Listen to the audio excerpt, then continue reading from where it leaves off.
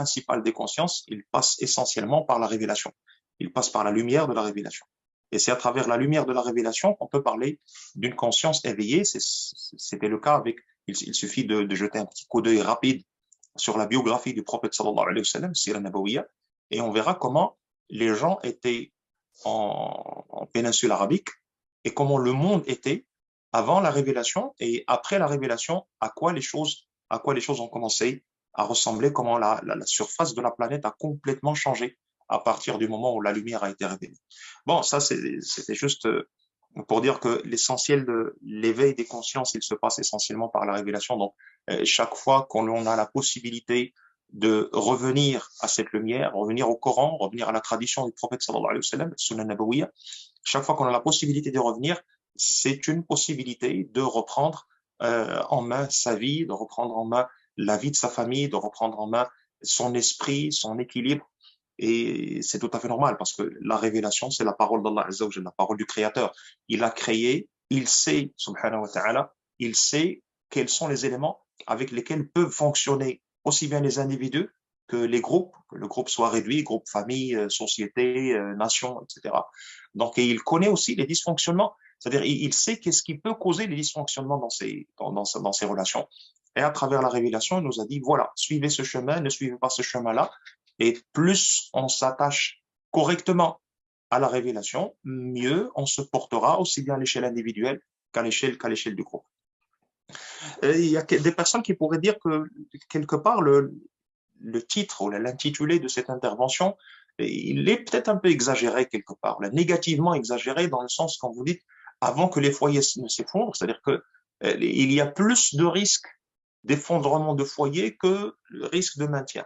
Je dirais qu'il y a quelque temps, quand je dis il y a quelque temps, ne serait-ce qu'une trentaine ou une quarantaine d'années, les risques courus par les foyers, c'est-à-dire les ménages, les familles, les risques courus par les foyers étaient nettement moindres par rapport à ce que nous vivons aujourd'hui.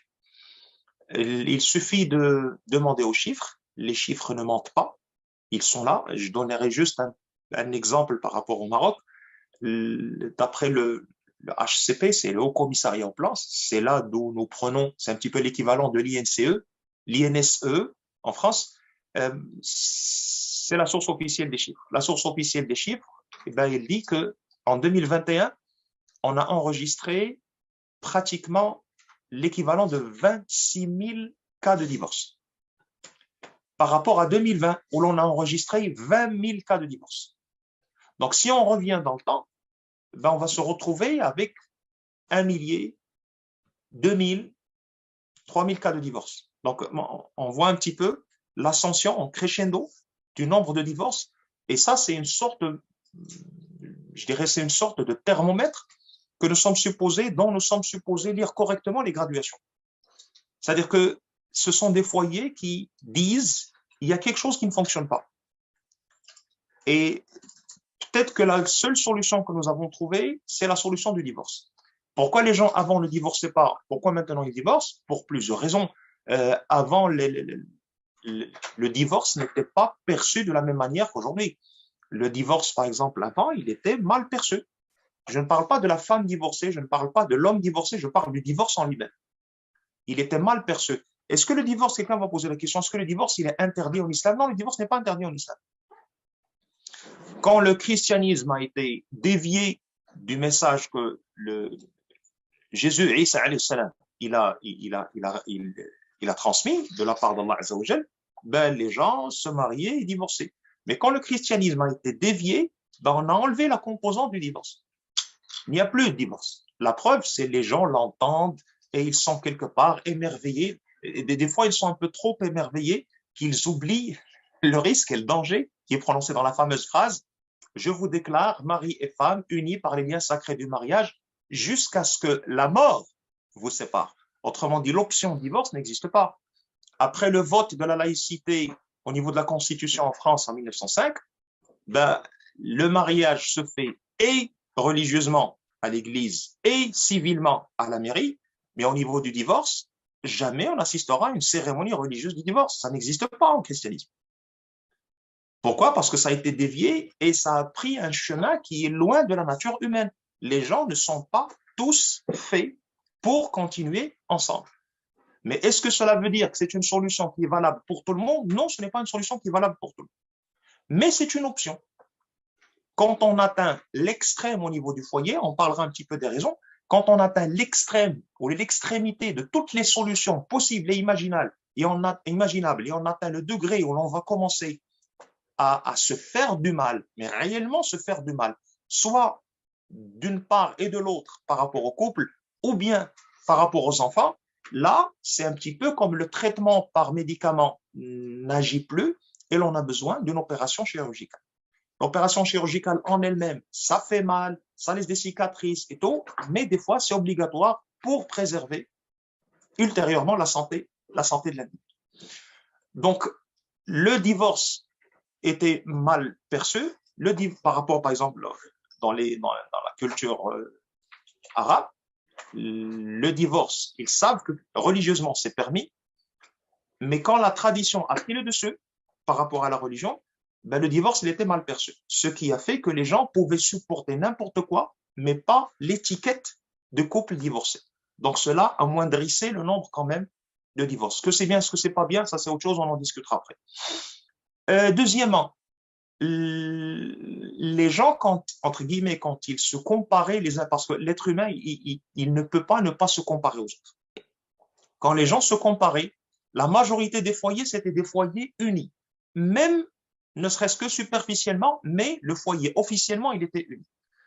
Maintenant, nous assistons à des exemples, par exemple, de divorces qui sont étalés à droite, à gauche, sur tous les murs, que les murs soient réels ou les murs virtuels. Et même les personnalités que les gens suivent, ce qu'on appelle, je ne sais pas, les stars, les influenceurs, les vedettes, les hommes politiques. Et on entend que tel roi de tel pays a divorcé avec sa femme. Tel politicien très connu, il a de bonnes positions politiques et il a divorcé avec sa femme. Le joueur tel, etc., que tout le monde suit, que tout le monde regarde, ben, il a divorcé avec sa femme. La star telle, l'influenceur tel, il a divorcé. Et puis les gens ont commencé à se dire, si ces personnes qui sont, disons, considérées comme des personnes notoires au niveau de la société, elles divorcent et ils ne trouvent aucun mal à divorcer, ben, par rapport à nous, communs des mortels, ça ne devrait pas poser de problème. Et les gens ont commencé à se dire, tiens, le divorce n'est pas aussi diabolique que ça. C'est une option, c'est une possibilité. Et là, il y a eu un autre paramètre qui est entré en jeu. On parlait de comparaison, ben maintenant les gens, ils vivent à l'intérieur de la comparaison. Dès qu'ils se réveillent le matin, ils rentrent dans les comparaisons. Avant, ben, ce qu'on avait, les personnes auxquelles on se comparait, c'était les façades qui nous étaient présentées par rapport aux familles qu'on rencontre. Les gens de la famille, des amis. Et les gens, généralement, n'étalent pas leur linge sale devant les autres, aussi proches qu'ils soient. Donc, ce que nous avons des foyers, nous avons des couples unis que nous voyons. Ils ont leurs petits problèmes, comme tout le monde, mais ils arrivent plus ou moins à se débrouiller. Donc, quand on se compare à eux, ben, on se compare à des personnes qui nous ressemblent. Et ça ne nous dérange pas beaucoup. Maintenant, avec les réseaux sociaux, ben, on a franchi un autre pas. On a franchi un pas, je me rappelle, il y avait un collègue et ami qui m'avait dit une fois, tu sais mon frère, le problème qui se pose aux personnes qui voyagent à l'étranger, quand elles rentrent, c'est qu'ils sont généralement touchés par une maladie. Je lui ai dit, tu parles de la grippe à cause du changement climatique. Il m'a dit, tu sais, il y a la méningite, il y a la sinusite, il y a l'hépatite. Eux, ils sont atteints de la comparatite. Je lui ai dit comment? Il m'a dit, ben, remarque, la personne qui voyage dans un nouveau pays, qu'elle découvre pour la première fois, quand elle rentre, automatiquement, tu vas entendre les fameuses répliques. Ah, là-bas, ils ne font pas comme ça. Ah, quand j'étais à tel pays, par exemple, ben, les choses se faisaient différemment. Tu sais, dans le pays tel, quand tu jettes un chewing-gum par terre, ben, tu payes une amende. Dans le pays tel, qu'est-ce qu'il fait? Qu'il le veuille ou non, automatiquement, il va comparer ces deux cadres référentiels qui se présentent à lui, et il va commencer à comparer son cadre référentiel à lui par rapport au cadre référentiel nouveau qu'il a découvert. Ça se présentait aux personnes qui partaient en voyage, Mais les personnes qui voyagent à l'étranger par rapport à leur pays, il n'y en a pas beaucoup, hein. Il y en a pas énormément. Maintenant, la comparaison, il se fait au quotidien. Il suffit d'ouvrir son smartphone, de rentrer dans un réseau social, quel qu'il soit. En tout cas, c'est des réseaux d'illusions. Et bonjour les comparaisons. Comme je l'ai dit tout à l'heure, les gens n'étalent pas leur linge sale devant les autres, mais avec les réseaux sociaux, on est tombé dans l'antipode. Bah, on est en train de présenter comme, tu sais, quand tu vas chercher dans une nouvelle résidence et que tu veux visiter les appartements pour acheter un appartement, bah, on ne te fait pas visiter tous les appartements. Où est-ce qu'on t'envoie? À ce qu'on appelle l'appartement témoin. Dans l'appartement témoin, qu'est-ce que tu trouves? Ben, dans l'appartement témoin, c'est pratiquement le paradis. C'est les meilleurs meubles qu'on met dans l'appartement témoin, c'est showroom. C'est la meilleure cuisine, les meilleures installations. Au niveau du sanitaire, c'est les meilleurs outils. Au niveau de, je sais pas, tu as de la lumière, des ampoules castrées, c'est de la lumière tamisée. Tu as envie de dire, voilà, j'achète, il n'y a pas de problème. Mais quand tu rentres dans ton réel appartement, ben, crois-moi, crois-moi, c'est autre chose. Ben, les gens, qu'est-ce qu'ils font? Ils présentent le showroom de leur propre vie. Eh ben, par exemple, le matin, généralement, ben, que les personnes qui ne sont pas arabes, encore moins marocaines, qu'elles excusent le choc des civilisations, ben, le matin, au petit-déj, c'est du thé, de l'huile d'olive, du pain à tout casser, des olives noires. Sinon, si les enfants aiment un petit peu le beurre, bah, on va leur faire un peu, on va leur amener un peu de beurre, peut-être de la confiture, et s'il a du miel, mais on ne va pas mettre le tout sur la table. Ce sera une chose. Soit l'huile d'olive avec les olives noires, soit c'est le beurre et la confiture, soit c'est autre chose, mais ce sera une chose à la fois.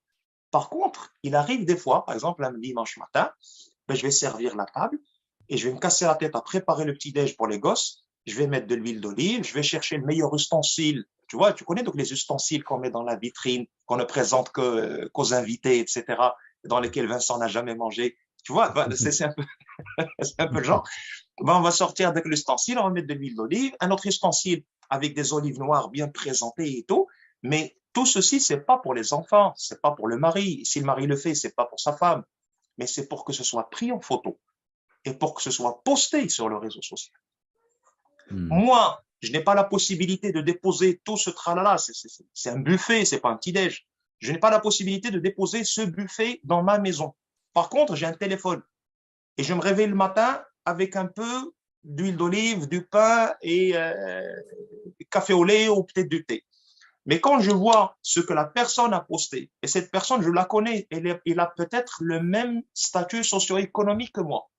C'est peut-être un voisin, c'est peut-être un membre de la famille. Qu'est-ce que je fais? Je me compare à cette personne. Et qu'est-ce que je me dis? Parce que c'est des réseaux, mais vraiment des réseaux de vente et de commercialisation de l'illusion par excellence. Qu'est-ce que je me dis? Je me dis que le rythme de sa vie au quotidien, il est comme ça. Et j'aimerais donner un exemple que j'ai donné dans une autre conférence. L'autre fois, c'était en arabe, mais j'aimerais quand même donner cet exemple aux frères et aux sœurs qui nous écoutent. Il s'agit d'une personne que je connais. C'est une personne mariée avec deux enfants, mais à la suite d'un problème, elles ont choisi de divorcer. Je ne rentre pas dans les détails. Ce qui m'intéresse, c'est ceux qui voient cette vie de l'extérieur. Divorcée, elle est obligée de sortir à l'extérieur du foyer pour bosser, pour conserver son pain quotidien. Le mari, enfin, l'homme de son côté, lui aussi, il va bosser. Donc, automatiquement, le train-train quotidien va nous obliger à chercher à qui confier les enfants. Ben, les enfants, ils sont, parce qu'ils sont encore tout petits, je pense, il y avait un bébé de 8 mois ou 9 mois et un petit enfant de peut-être de 5 ans, 6 ans. Ben, les enfants, ils sont confiés à l'un des grands-parents, ou peut-être répartis entre les deux grands-parents paternels ou maternels pendant toute la semaine. Et quand est-ce que la femme, quand est-ce qu'elle récupère les gosses? Ben, elle les récupère le samedi à midi quand elle sort du boulot parce qu'elle n'a que le samedi après-midi et le dimanche comme congé hebdomadaire. Bien sûr, en guise de, entre guillemets, de corruption avec les gosses pour que les gosses ne viennent pas, comment dirais-je, pour que les enfants ne me reprochent pas mon absence pendant toute la semaine, ben, je vais essayer de leur donner une sorte de pot de vin pendant le week-end pour compenser. Ben, je vais les sortir à droite, je vais les sortir à gauche, vivre le parc d'attractions, un café pour prendre le goûter, crêpes chocolat, chocolat chaud, jus d'orange, etc. Mais à chaque petite station, je n'arrête pas de me prendre en photo avec les enfants. Et qu'est-ce que je fais pour compenser le reste de la semaine, pour compenser le vide que je vis avec mes enfants? Aujourd'hui, je vais poster la photo de la piscine. Demain, je vais poster la photo du café. Le surlendemain, je vais poster la photo du parc de jeux. Là, le jour d'après, je vais poster la photo où on a acheté des ballons et on les a éclatés au bord de la mer, etc. Mais je ne vis pas au quotidien cette affaire. Je l'ai vécu pendant un week-end. Et ça se trouve, c'est le week-end qui correspond avec la paye que j'ai touchée pendant le premier du mois. Les autres week-ends, c'est, comme on le dit en marocain, c'est tata zitoun, c'est pommes de terre et olives, c'est ravitaillement militaire. Et ça, je ne le prends pas. Et j'aimerais juste rappeler un petit exemple. Pendant le mondial du Qatar, énormément d'influenceurs sont partis pour soit d'accompagner l'équipe nationale. Bon, ils n'accompagnent pas l'équipe nationale de football, mais ils sont là en guise de présence d'influenceurs. Voilà, les Marocains sont là. Généralement, ces influenceurs, on en connaît la majorité. Chaque fois qu'ils sont envoyés par un sponsor dans un hôtel luxueux ou dans une résidence luxueuse, dès qu'ils rentrent, c'est des photos, des vidéos postées, c'est des selfies postés, c'est des vidéos postées. Cette fois, mais les sponsors ne les ont pas envoyés dans des hôtels luxueux. Pendant tout le mondial, aucune vidéo de l'endroit où ils habitaient, ni de la nourriture qu'ils mangeaient. Ça veut dire, soit je vais te vendre showroom, soit je ne vais rien poster. Et il faudrait bien que les gens se réveillent un petit peu. Bon, en attendant, cette femme-là, voilà ce qu'elle poste, voilà ce qu'elle fait, mais voilà le train-train quotidien qu'elle mène.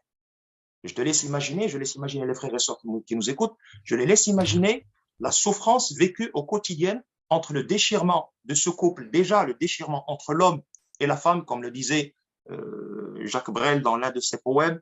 Orly, il a dit ces deux-là, il parlait d'un couple qui s'aime et apparemment l'un doit voyager, l'autre il est resté.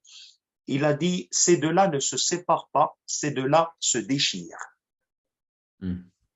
Donc ce couple-là, déjà la souffrance, soit de l'homme, soit de la femme, par rapport à la déchirure vécue de cet amour, parce que c'est comme ça qu'ils ont été unis à un moment donné, ils ont eu quand même 2 enfants, donc ils ont pris du temps, donc c'est des personnes qui, quelque part, s'aimaient jusqu'à une certaine limite. Et puis la souffrance de cette séparation avec les enfants, la souffrance du statut, la souffrance du fait, pourquoi est-ce que, avant j'avais un mari, j'étais sous sa responsabilité, maintenant je suis la responsable de ma propre vie et je dois quand même trimer matin, soir, des fois c'est des heures sup pour pouvoir payer le petit week-end grâce auquel je vais vendre la vie illusoire que je vais poster aujourd'hui. Maintenant, ça, le côté du couple, on l'a mis de côté. Par rapport à la comparatite que j'ai citée tout à l'heure, je te laisse imaginer, Vincent, les personnes qui suivent cette personne ou avec laquelle ils sont en contact dans les réseaux sociaux. Imagine une femme avec son mari qui n'a pas le mari ou elle avec son mari n'ont pas la possibilité de se payer le luxe chaque jour, parc d'attractions avec les enfants, piscine le week-end, voyage à droite, voyage à gauche, je me paye la belle vie à droite. Donc, par contre, elle sait que cette personne, elle la connaît, elle fait partie de son entourage, elle sait qu'elle appartient à un statut socio-économique qui lui est équivalent. Donc, automatiquement, qu'est-ce qu'elle va se dire? Elle va se dire, mais qu'est-ce qui me pousse à rester dans cette vie complètement inférieure par rapport à ce que l'autre personne vit? Qu'est-ce qui me pousse à accepter cette situation? Regarde ce que l'autre fait, alors qu'elle est dans la même situation, le même niveau économique, le même niveau financier que moi.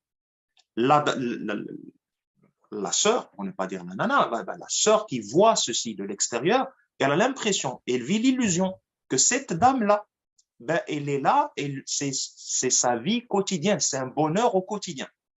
Alors que c'est du malheur au quotidien, c'est de la souffrance au quotidien. Donc, les réseaux sociaux ont énormément, mais je te donne un autre exemple, c'est une sœur que l'on connaît, elle avait des problèmes d'ordre psychologique, une dépression et tout, elle est partie voir avec une psy. La psy, la première chose qu'elle lui a dit, elle lui dit, est-ce que tu suis des réseaux sociaux? Elle dit, oui, j'entre en contact, je vois tout le temps, etc. La première chose que l'on va commencer dans notre traitement, c'est une coupure totale avec les réseaux sociaux. Ah non, mais des fois, je suis, est-ce que tu suis telle personne, une influenceuse qui est connue, etc. Tu la suis, oui, tu suis, qu'est-ce que tu vois? Tu vois elle avec son mari, ses enfants, ils prennent le petit déjeuner, ben, ils montrent sa vie, le train-train quotidien, etc. Et elle a dit oui. Tu sais ce qu'elle lui a dit? Elle lui a dit, tu sais, telle personne, ben, elle souffre d'alcoolisme avec son mari. Le seul moment où ils sont en réunion familiale avec l'illusion du sourire, c'est le moment où ils se prennent en photo, ou le moment où ils se prennent en vidéo selfie. Le reste, c'est une vie complètement, c'est de la gruyère, il est complètement troué d'intérêt. Et ils suivent un traitement avec un autre psy pour pouvoir sortir de cette addiction et de cette situation d'alcoolisme. Elle lui a dit, tu sais, ce que vous voyez, c'est juste showroom. La réalité, c'est très, très différent de ce que les gens font. Mais malheureusement, en attendant que les gens s'éveillent pour pouvoir voir la vérité en face, ben, on a du chemin à faire. On a énormément de chemin. Et là, j'aimerais revenir à un troisième point. C'est le point que tu as cité au début. C'est la fameuse notion qui a connu un grand essor pendant ces 10 dernières années. C'est la notion de ce qu'on appelle le développement humain ou le développement personnel. Le titre, il est bien. Le titre, il est sympa. Et je ne connais aucune personne qui ne cherche pas à se développer. Personnellement, j'ai envie de me développer. Je suis sûr et certain que toi aussi, tu as envie de te développer. Les frères et sœurs qui nous suivent, ils veulent tous un développement personnel. Mais il faudrait revenir aux racines de la chose. C'est quoi le développement personnel? D'où est-ce que venu le développement personnel? Ben, dans le développement personnel, on a une minorité, je sais ce que je dis, je les connais personnellement, nous avons une minorité ils portent le titre de coach, hein, parce que ça fait anglais, c'est sympathique, hein, alors que coach, c'est tout simplement l'équivalent français, c'est le cocher, c'est celui qui conduit la voiture, donc celui qui donne la direction, il sait quand est-ce qu'il faut freiner, mais il guide des chevaux, il guide pas des personnes, il guide des chevaux. Donc le coach, si tu veux, on peut trouver l'équivalent, c'est l'entraîneur, mais à l'origine c'est ça, le coach c'est le cocher. Mais par la suite, ça s'est développé et ça fait anglais, ça fait branché, ça fait in. Quand il dit coach, c'est pas quand il dit entraîneur. Ben, on va voir un coach, il s'occupe de thérapie de couple, ça sonne in, ça sonne américain, ça sonne branché, ça sonne à la mode. C'est pas quand tu leur dis, on va voir Yassine, c'est un barbu, il va nous parler de Allah a dit, son prophète a dit, tu sais, ton barbu avec Allah, tu les mets de côté. Mais j'en connais, sérieusement, j'en connais des coachs qui font du développement personnel, mais qui ne bougent dans le cadre du développement personnel qu'avec leur référence fixe, qui est la référence islamique. Et j'en connais, ils me disent, tu sais Yassine, quand on a commencé à étudier le développement personnel pour se spécialiser et tout, il nous a dit, on a trouvé énormément de préceptes qui sont non seulement à l'encontre, mais qui sont à l'opposé complètement de notre religion. La notion de développement personnel, c'est une sorte d'évolution dans le temps de ce qui a commencé entre le 19e et le début du 20e siècle. On retrouve cette notion même dans la littérature. Par exemple, si tu prends les romans maintenant de l'auteur français André Malraux, avec la fameuse La condition humaine, La voie royale, tu trouveras que à ce moment-là, on a commencé à parler d'une certaine notion que l'on appelle la volonté de puissance. C'est venu à l'issue de toute la philosophie athée avec Nietzsche, Schopenhauer et toute la compagnie qui se sont dit, tiens, l'être humain, avec la révolution industrielle, par la suite la révolution technologique, l'être humain n'a plus besoin de Dieu. L'être humain, il peut gérer lui-même sa propre vie, son propre destin. La volonté de puissance, c'est-à-dire que ce que moi, humain, je veux, je peux l'atteindre. Et ça s'est transformé, et puis il y a eu une sorte, avec la fameuse guerre du Vietnam, il y a eu une sorte d'immigration des jeunes occidentaux, les Européens, les Américains, une sorte d'immigration du côté du sud-est asiatique. Et c'est là il y a eu, je ne veux pas parler de choc de civilisation, mais il y a eu cette rencontre, cette découverte, Et les gens sont revenus imbibés de cette culture sud-est asiatique, un peu de karma, avec un peu de bouddhisme, avec un peu de croyance en, au lieu de parler de destin, maintenant on parle de chakra. Même dans des vidéos qui se veulent des vidéos comiques, par exemple, ils écrivent regardez comment le karma punit automatiquement. Et on va te montrer quoi? On va te montrer une personne, par exemple, qui a cherché à pousser une autre personne dans la piscine, dans le bassin de la piscine pour que les amis rigolent. Ben, l'autre ne le touche pas, mais c'est lui-même qui tombe. On va vous montrer quelqu'un qui a voulu frapper un chien, mais il s'est pris dans ses propres pieds, il est tombé par terre. Mais le titre qu'on a mis, nous, on va regarder ça, on va rire, tiens, c'est rigolo, hein, bien fait pour sa tronche, etc. Mais le titre qu'on a mis, c'est un titre qui a guidé notre système de pensée. Le karma, comment le karma l'a puni. Le karma aujourd'hui, karma demain, karma après-demain, ben ça s'installe dans la tête des gens. Et on commence à dire, et les jeunes commencent à dire ça. Quand ils voient quelqu'un qui tombe, ils disent, ah tiens, ton karma aujourd'hui n'est pas très positif. On peut le dire de manière juste pour rigoler au début, mais par la suite, ça s'installe. Ça devient un tic de langage.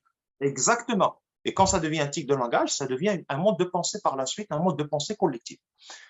Donc, les gens ont commencé plus ou moins à se laisser influencer, et ceci a ramené, c'est avec ça qu'on a eu droit au mouvement hippie à la fin des années 60, le fameux Woodstock 69 et tous les éléments qui suivent.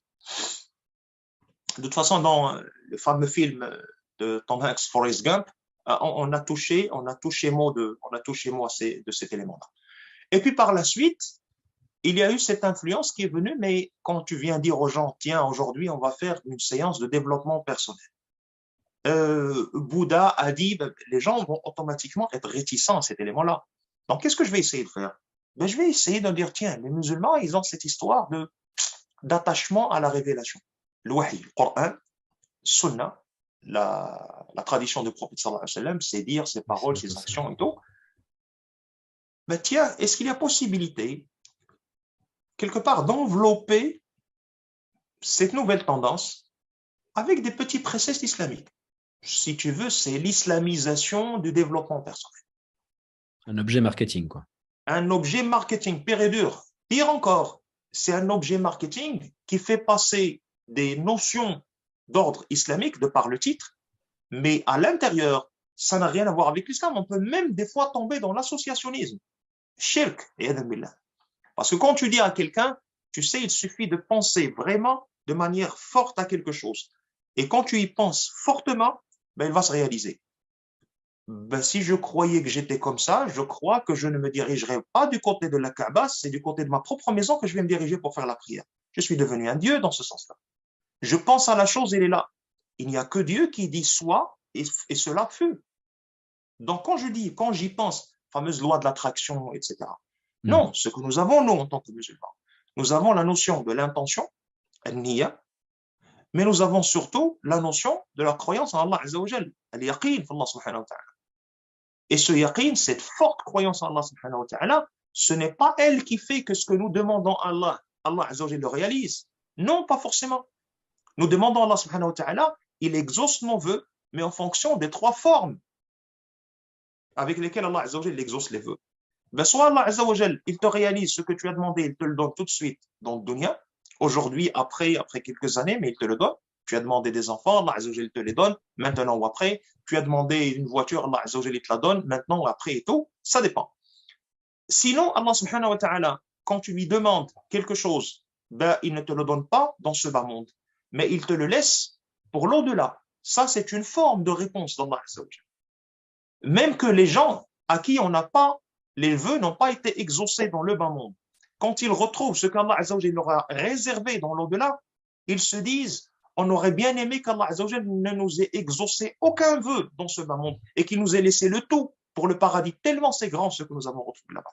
Et puis nous avons la troisième manière d'exaucer les vœux, mais celle-ci, seuls, je dirais, les alliés d'Allah Azza wa Jal, ils le ressentent. C'est Allah subhanahu wa ta'ala, il repousse un mal potentiel qui pouvait t'atteindre, il le repousse avec l'invocation que tu as faite, le dua que tu as fait. Allah Azza wa Jal, il ne te donne pas ce que tu as demandé exactement, mais il repousse un grand malheur qui était là. Il allait toucher soit ta famille, soit tes enfants, soit ton fonctionnement familial, etc. Donc Allah Azza wa Jal, il répond à ces vœux. Mais quand je dis aux gens, non, il suffit de se concentrer, de se dire, de penser fortement à la chose et de tenir quelque chose, par exemple, dans sa main. J'ai trouvé juste un petit jeu de mes gosses. Quand tu as des gosses, tu trouves des gadgets partout, donc ça facilite la tâche. Ça peut t'aider dans les conférences. Tu penses à la chose et il est préférable que tu prennes quelque chose dans ta main. Ben, ils ne vont pas dire un gris-gris, mais ils vont dire, par exemple, tu sais, tu te rappelles quand on était petit, on nous parlait de ce qu'on appelle les porte-bonheur. Fais attention, c'est un porte-bonheur. Fais attention, voilà. Mais ça, c'est la même idée. Autrement dit, je commence, et Allah Azza wa Jal, il nous a interdit de porter des amulettes. Je ne parle pas de la chaîne autour du cou, je parle de quelque chose que je porte autour du cou et à laquelle j'attribue des pouvoirs. Je crois que cette amulette, elle va me protéger du mauvais œil, elle va me protéger du mauvais sort. Ce n'est plus Allah Azza wa Jal que je crois protecteur, c'est l'objet que je crois protecteur. Et celui qui porte une amulette, Allah Azza wa Jal, ben, c'est de l'associationnisme. Allah Azza wa Jal n'accepte pas ses œuvres. Oui, c'est ce que disait Quraysh. Exactement, exactement. Ben maintenant, c'est peut-être pas une amulette, on va dire aux gens, maintenant, tu vas remarquer qu'il y a des gens qui portent des fils ou des petits fils qu'ils nouent autour du poignet. Et ça, c'est l'effet développement personnel. Et puis encore, on va dire aux gens, par exemple, il va falloir maintenant que vous vous réveillez, quand vous faites la prière le matin, vous restez, au lieu de leur parler, vous restez en faisant l'adkar, les invocations pour Allah Azza wa Jal, pour qu'Allah subhanahu wa ta'ala mette la baraka dans votre foyer, avec votre femme, avec vos enfants. Non, on va dire, vous restez, vous entrez dans cette fameuse zénitude, mais ils utilisent des termes. Ah, mon frère, tu les entends. Ah, non, non. Ah, tu les entends, tu as envie de pratiquer, c'est direct. Tu entends plénitude, zénitude, l'osmose, notion de symbiose avec la nature. Tu as l'impression que tu vas devenir un prophète, tu vas attendre juste la révélation. Mais là, on te dit, tu es ton propre prophète, tu n'as même pas besoin de révélation, tu es ton propre Dieu. Et ça, oui, c'est ça, c'est la culture du soi-même, en fait. Hein. Sauf que la culture de soi-même, elle n'est pas dirigée correctement. La culture de soi-même, nous l'avons dans notre religion. Pourquoi Allah Azza wa Jal, il nous a favorisé d'être le petit moment, le dernier tiers de la nuit avant le Fajr? Pourquoi Allah subhanahu wa ta'ala nous a favorisé ce moment-là? Parce que c'est le moment, mais vraiment un moment pour la bonne méditation, la vraie. C'est le moment où il n'y a plus de tumulte de ce bas monde, et nous ne sommes plus dérangés par ni les klaxons des voitures, ni le travail quotidien, ni trop de lumière. C'est un moment où je me retrouve mais avec vraiment un peu de paix, et c'est là où j'ai la possibilité de revenir sur moi-même et de revenir sur les biens d'Allah Azza wa Jal sur qu'il a sur moi, de revenir sur les défaillances que j'ai dans mon comportement par rapport à mon Seigneur, par rapport à moi-même, par rapport à ma famille. Et c'est là que j'ai la possibilité de remettre les points sur les i, de demander à Allah subhanahu wa ta'ala de mettre la baraka, de la bénédiction dans toute ma vie. Je demande à Allah subhanahu wa ta'ala de me guider vers le droit chemin. Pourquoi est-ce que je dois, dans ce cas-là, pourquoi, si je pouvais faire moi-même tout ce dont j'ai envie, grâce simplement à la méditation, pourquoi est-ce qu'Allah subhanahu wa ta'ala a exigé de nous à ce qu'on fasse la prière? Pourquoi Allah subhanahu wa ta'ala il a exigé de nous à ce qu'on ne touche pas à l'illicite, le haram, on n'y touche pas? Pourquoi Allah subhanahu wa ta'ala nous a dit le mariage doit se faire de cette manière, le hajj il doit se faire de cette manière? Pourquoi les gens se tapent des milliers de kilomètres pour aller faire le grand ou le petit pèlerinage, le hajj ou l'umrah? Pourquoi est-ce qu'ils doivent se taper tout ce chemin, payer tout cet argent pour aller à tel endroit particulier? Ben on peut, avec cette histoire de méditation et tout, je peux faire le hajj chez moi, je peux faire l'umrah à la maison. Non, Allah subhanahu wa ta'ala, il nous montre comment nous avons besoin d'abord de lui. Nous avons besoin uniquement de lui. Nous avons besoin de rien d'autre par la suite. Et tout ce que nous faisons, Allah subhanahu wa ta'ala nous a demandé de faire ce qu'il faut faire par rapport à notre potentiel. Il m'a demandé d'aller chercher du travail, de bosser, d'éviter le haram, l'illicite, de travailler dans le licite, travailler dans le permis et le halal. Mais par la suite, qui est-ce qui met la bénédiction? Qui est-ce qui favorise? Qui est-ce qui empêche? Qui est-ce qui fait que le destin tourne de ce sens et pas dans l'autre sens? Ça, c'est Allah. Et je me soumets à moi. J'ai ma propre volonté, mais ma volonté propre, elle est soumise à la volonté avec un V majuscule d'Allah subhanahu wa ta'ala. Donc, nous avons ces éléments-là qui, qu'on le veuille ou non, ils rongent le système familial de l'intérieur. Ils le rongent. Nous avons d'autres éléments auxquels quand même il faudrait faire un tout petit peu attention. Les gens peut-être n'y font pas vraiment attention et je ne sais pas comment ça se passe. Peut-être que dans les pays où les relations familiales, je parle de la grande famille, où les relations familiales ne sont pas très soudées, je dis peut-être que c'est un problème d'un côté, mais peut-être que d'autres types de problèmes ne se posent pas. Par contre, quand nous avons le relationnel assez soudé entre la grande famille, quand on ne sait pas comment le gérer, et comment le gérer en fonction de ce qu'Allah Azza wa Jalla a dit, mais quand on ne sait pas comment le gérer, des fois ça nous pose problème. Exemple, normalement un foyer, un ménage, une famille, un père, une mère, des enfants, un époux, une épouse, donc les partenaires appartenant à ce microcosme familial, le microcosme familial, normalement c'est une boîte scellée. C'est une boîte fermée, c'est un secret. Et ce qui se passe à l'intérieur de cette boîte n'est pas supposé sortir dehors. Rien du tout. Ni ce que les gens mangent, ni ce que les gens partagent, ni ce que je suis en train de regarder. Tu sais, mon frère, les gens, quand ils vont assister, quand ils vont regarder, par exemple, un film, ils se prennent en photo en train de regarder le film. Bon, je vais essayer. Excuse-moi, je vais chercher juste un verre d'eau pour me calmer un peu le jeu. Parce que quand je chauffe, je ne suis plus dans le politiquement correct et je n'ai pas habitué les gens à ça. Qu'est-ce que ça peut me rapporter de te voir en train de regarder un film avec ta famille? Quoi, Zama? Tu m'invites ou là, je dois venir sonner à ta porte ou là, Zama, bonjour, on va faire soirée cinéma, Nutella, Alors, pour les gosses.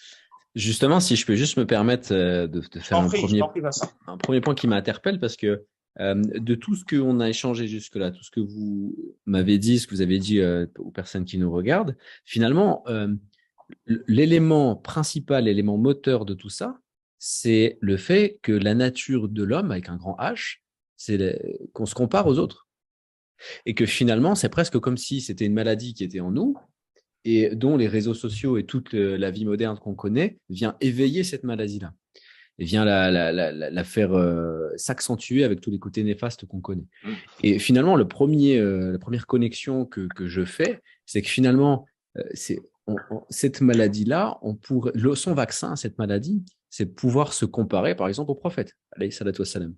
Que notre élément de base devrait être le prophète et non pas monsieur X ou Y qui se filme ou se prennent une photo en train de regarder un film.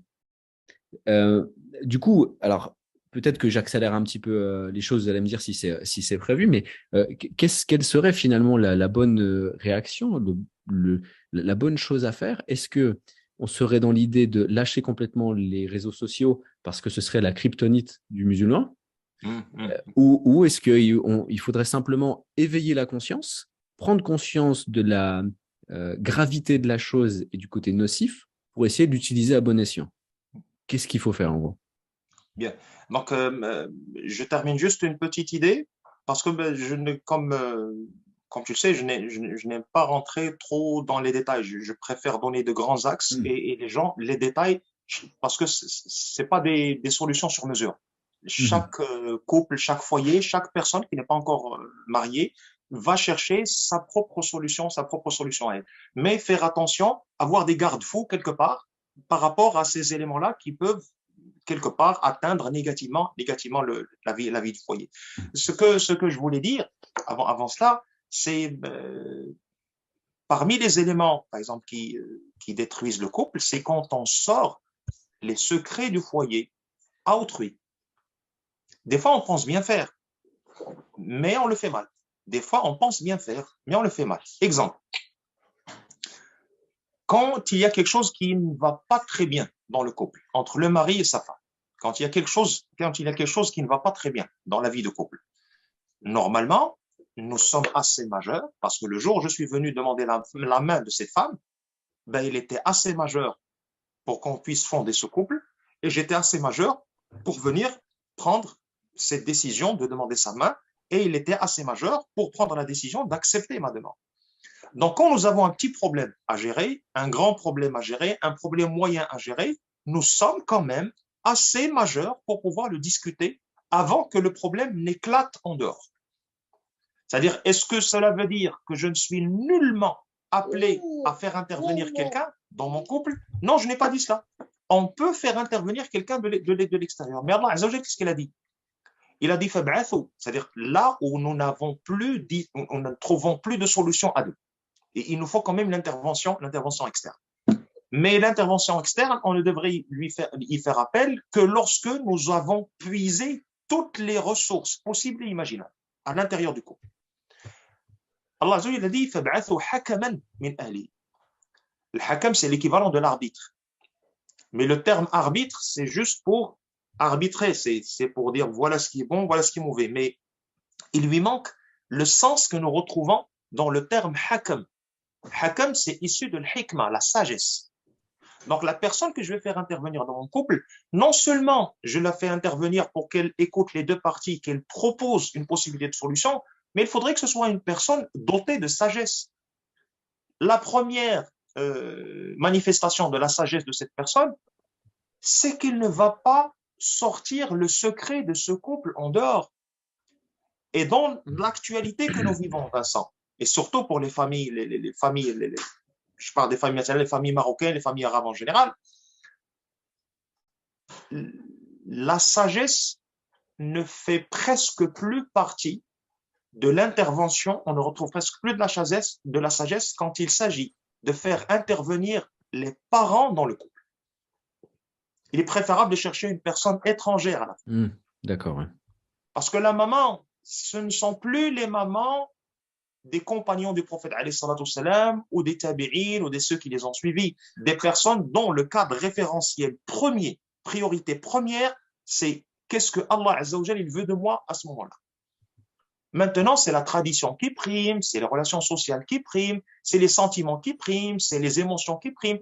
Donc, automatiquement, ma mère à moi, il va venir de mon côté, automatiquement, on va se retrouver avec l'injustice par rapport à ma femme. La mère de ma femme, elle sera du côté de sa fille, et moi, je serai sujet à injustice. Et on va agrandir le problème. Ça, quand je l'ai fait intervenir. Tu imagines, Vincent, une personne qui discute avec son mari de la couleur des couvertures des matelas.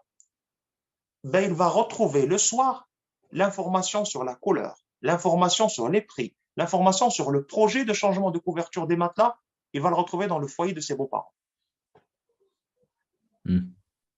L'enfant, notre gosse, est-ce qu'on va le circoncire demain ou là on le circoncire après-demain? On discute, on se dit, bon, on verra demain matin, Inch'Allah. Le lendemain matin, tu retrouves une lettre, un message WhatsApp sur ton téléphone. Tu sais, un message de ton beau-père ou de ta belle-mère.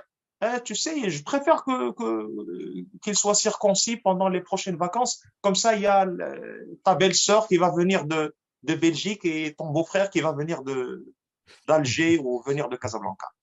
Non, sans déconner. Un couple, c'est un secret. C'est une boîte cadenassée. Les secrets n'en sortent pas. Une vie de couple, c'est un secret à préserver. Qu'est-ce qui fait que je vis dans un couple si toute ma vie, elle est partagée dehors? Donc, je ne partage pas verbalement, je ne partage pas dans les réseaux sociaux. Ce que je le conserve dans ma maison. De cette manière, si jamais nous avons un petit problème, on a la possibilité de récupérer par la suite. Il y a énormément de détails, peut-être, je joue un petit peu au mécanicien fourbe, qu'il ne répare pas toutes les pannes, comme ça vous lui faites appel la prochaine fois. Donc je ne donnerai pas tous les... Non, je plaisante, comme ça on aura... Il y a des éléments de détail concernant comment réfléchit l'homme, comment réfléchit la femme, et dans ce sens-là, j'aimerais bien lancer la sagesse, même si elle n'est pas chez le musulman, il ne nous est pas interdit de l'apprendre, il n'y a pas de problème. Par exemple, il y a le fameux livre de John Gray, je pense qu'il l'a écrit en 2001 peut-être ou en 2000, si ma mémoire est bonne, moi je l'avais lu en 2002. Les hommes viennent de Mars, les femmes viennent de Vénus. L'idée elle est comique, caricaturale, mais elle est intéressante. C'est juste pour que l'intitulé c'est comme ça. Les hommes viennent de Mars, les femmes viennent de Vénus. Ce n'est pas une croyance. Il nous a chassé le karma, il nous a rapporté un truc d'astrologie. Non, il ne s'agit pas, non, il ne s'agit pas d'une croyance. C'est juste une idée. Il a dit, imaginons que sur la planète Mars, il y avait juste les hommes. Et que sur la planète, c'est pour faciliter la représentation de la différence des points de vue. Et sur la planète Vénus, il n'y avait que des femmes.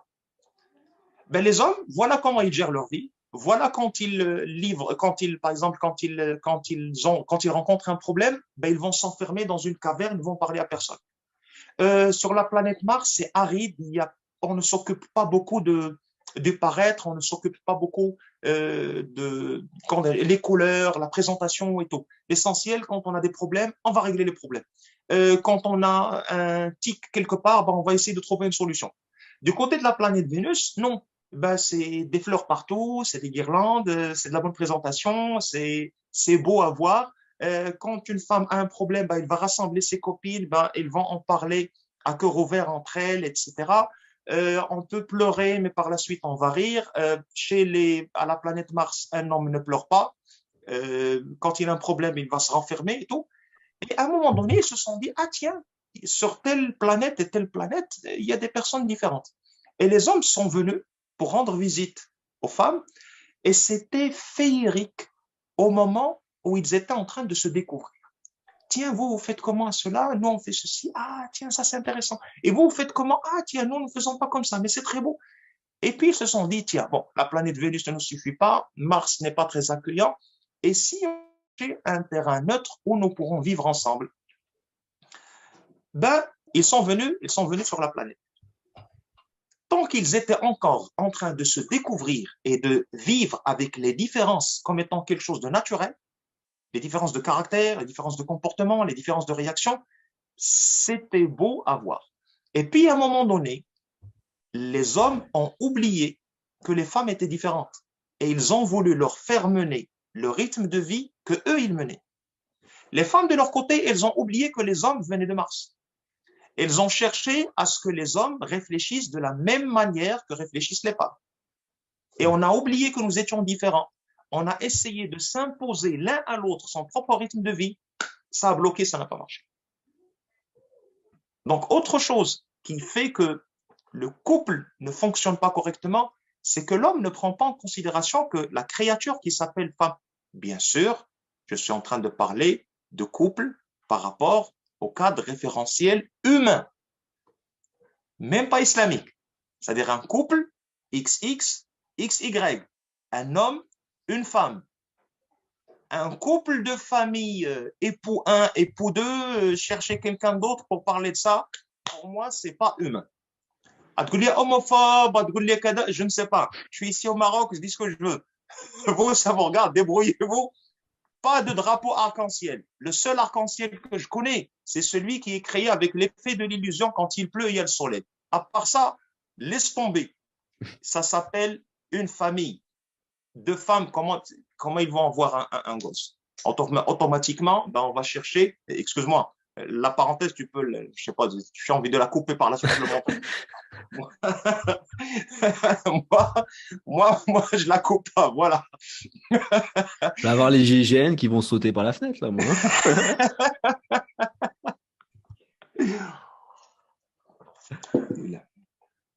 Donc, ils voudront avoir un gosse parce que c'est inné, c'est en nous. On peut pas chasser le naturel.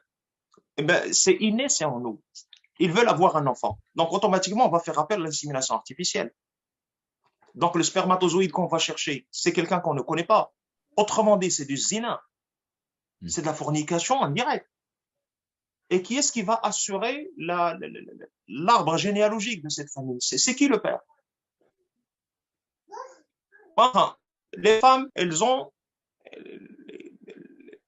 peuvent avoir l'ovulation une fois par mois, donc on va chercher juste l'insémination artificielle. Voilà, un couple de sexe masculin. Quoi, ils vont télécharger le gosse. Non, il faut pas déconner. On est en train de dénaturer l'homme. Je ne sais pas où est-ce qu'on s'achemine, mais en tout cas, le monde actuellement, comme l'a dit Amir Ma'louf dans son fameux essai, le dérèglement du monde. Nous sommes vraiment en train de perdre le peu de boussole. Nous sommes en train de perdre le peu de boussole qui nous reste. Le peu de boussole qui nous reste, nous sommes en train de détruire non seulement la boussole, nous sommes en train de détruire le champ magnétique complètement. Et ce que les gens ne veulent pas accepter, c'est que la seule civilisation capable d'apporter des solutions à tous les problèmes que nous avons, c'est l'islam. Je sais que le slogan, il est beau. Où est-ce que nous avons un problème? Il y a quelqu'un qui va dire, oui, merci beaucoup. Quand tu me dis l'islam, quand je vois les musulmans à quoi ils ressemblent, j'ai pas envie de prendre avec le schéma. Je ne te parle pas de ce que font les musulmans. Je te parle des principes de la civilisation. Et ce n'est pas quelque chose de théorique ou bien la terre d'Éden à laquelle que nous convoitons, ou bien, si tu veux, l'Eldorado que personne n'a retrouvé. Non, les gens ont vécu avec cette civilisation. Les gens ont vécu avec cette religion.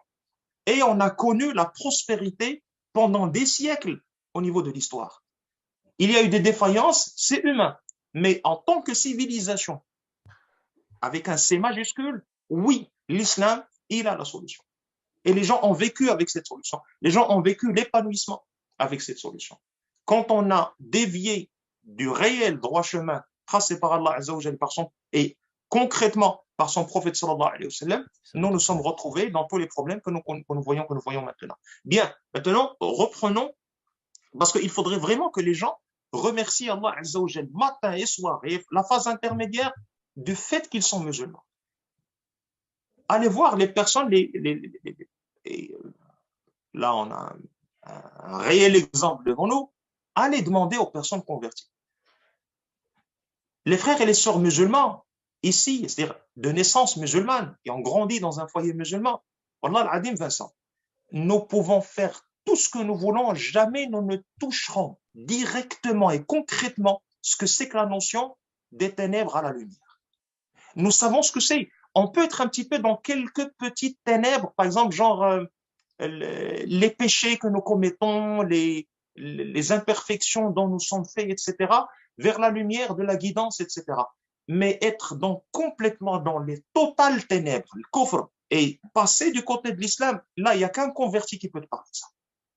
Et les gens devraient demander aux convertis, chercher les histoires des convertis. Je ne parle pas de chercher les histoires de convertis, genre le soir, je dormais et puis j'ai vu un éclair et il y a un hibou qui est venu se poser. Ben, laisse tomber. Là, ça, de temps en temps, on peut tomber sur des petites histoires comme ça. Ça titille un petit peu, ça fait genre Lord of the Rings, mais version Harry islamique. Potter. Voilà, Harry Potter, mais version halal, cachérisée. Non, mais la majorité, c'est des choses. C'est vraiment, c'est de la lumière de l'esprit, pas de la lumière qu'ils ont vue à travers la. Et là, quand on puise un petit peu dans l'histoire des convertis, ben, on va vraiment se rendre compte de la manne dont Allah Azza wa Jalla nous a fait part, qui est le fait d'être musulman. Donc, je reviens un petit peu à des questions comme ça, je retiens pas trop les gens ce soir. Est-ce que nous sommes appelés à laisser complètement de côté les réseaux sociaux? On ne peut pas vivre à la marge de la civilisation maintenant. Dans la civilisation actuelle, les réseaux sociaux sont partie prenante. Nous cherchons à éveiller un tout petit peu les consciences. On le fait comment maintenant? Par quel moyen? Ben, à travers via Zoom, et par la suite, ce sera peut-être posté sur YouTube. D'autres personnes vont prendre à droite, à gauche, les gens vont prendre à droite, à gauche quelques extraits, ils vont les poster sur Facebook. Par la suite, ce sera sur Instagram. C'est notre terrain d'action maintenant. On ne peut pas demander aux gens de couper court avec les réseaux sociaux, mais on leur demande juste de réinstaller les priorités correctes dans leur vie. Mon frère, ma sœur, avant le mariage, et même des fois, même après le mariage, même quand vous avez passé, je dirais, 30 ans de mariage, rien n'empêche de revoir ce qu'on appelle en entreprise une révision du contrat. Il ne s'agit pas de démissionner et de réécrire un nouveau contrat, mais non, je révise le contrat alors que je suis toujours en train de bosser. Il y a des clauses qui me font mal. Il y a des clauses qui ne me faisaient pas mal avant, mais maintenant ce sont des clauses qui me font mal. On en discute. Là, il faudrait que tu fasses ceci, que tu fasses cela. Oui, j'aimerais bien te faire plaisir, mais shar'an, c'est-à-dire de par le point de vue religieux, c'est pas possible. Ouais, là, il nous faut un foyer plus grand, etc. Oui, mais moyennant argent, c'est tout ce que j'ai. Les gens, ils vont prendre un crédit. Oui, tu parles d'un crédit usurier. Qard ribawi. Ben, riba, c'est haram. Donc, il faudrait juste tracer le cadre référentiel. C'est quoi notre référence? Est-ce que nous sommes vraiment musulmans? Si nous sommes vraiment musulmans, ben notre cadre référentiel auquel on va se référer pour dire que ceci est juste, que ceci est faux, ben c'est l'islam. Par la suite, il y a les éléments personnels. Des éléments genre, comme je le trace à chaque fois, tu sais, il y a la zone du non négociable. Il y a la zone du non négociable. C'est-à-dire ce que tu veux et ce que tu refuses. Ça, là, tu es catégorique là-dessus.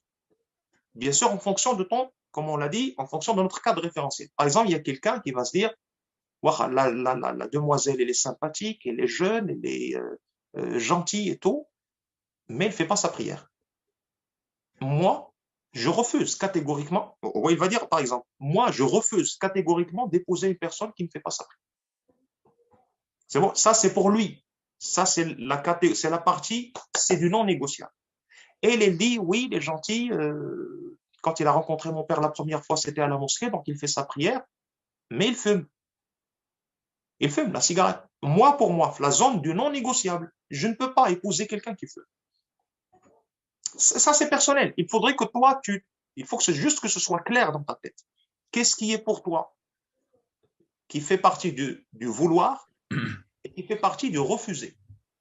Ça, c'est du non négociable. Mais nous ne sommes pas des machines. Il faut une marge à l'autre. Moi, je suis imparfait. Celui qui est en face de moi, il est imparfait. Ben, pour que notre futur soit un futur simple, il faudrait quand même notre présent soit un présent affirmatif, pas un présent indicatif. C'est bon? Ben, excuse-moi, la petite touche conjugaison, mais qui oblige, j'y peux rien. C'est bon? Donc, il y a une petite zone de négociation. C'est la partie souhaitée et la partie tolérée. Voilà ce que je souhaiterais comme comportement de ta part. Bon, si ça ne se réalise pas, il n'y a pas de problème. Mais c'est quand même un petit souhait. J'aimerais bien que tu fasses ceci. Et voilà la petite partie tolérée. Tu sais, le comportement, il me dérange. Mais, bon, parce que je t'aime bien, que je peux tolérer ça. Ça, c'est la marge de la négociation. On peut négocier, dire oui, dire non, je vais m'améliorer, aide-moi un petit peu, de ton côté, est-ce que tu peux faire ceci? Aujourd'hui, je vais me surpasser, demain, je ne vais pas me surpasser, mais c'est la zone. Avec le carré, ce que je veux, ce que je refuse, ce que je souhaite, ce que je tolère, j'aurai au moins une représentation relativement réaliste de ce que c'est que la vie en couple. Donc, quand je vais voir des personnes afficher leur vie showroom sur les réseaux sociaux, je vais me dire, ça, ce n'est pas vrai. Ça, c'est faux. La vie réelle d'un couple n'est pas ça et ne ressemble pas à ça. Et est-ce que nous sommes appelés à laisser de côté les réseaux sociaux? Non. Mais dans les réseaux sociaux, nous sommes appelés quand même à faire attention à ne pas nous inscrire dans des groupes ou à nous abonner à des pages qui vont automatiquement chercher à détruire notre couple. Par exemple, parmi les éléments qui ont le plus, je dirais, détruit de couple, c'est cette idée qui a commencé avec la fin des années 40, début des années 50, juste après la Deuxième Guerre mondiale, avec les Nations Unies, ce qu'on a appelé la Déclaration universelle des droits de l'homme. Là, aujourd'hui, c'est clair, Vincent, ton foyer, il sera fermé, mais à la cire rouge, laisse tomber.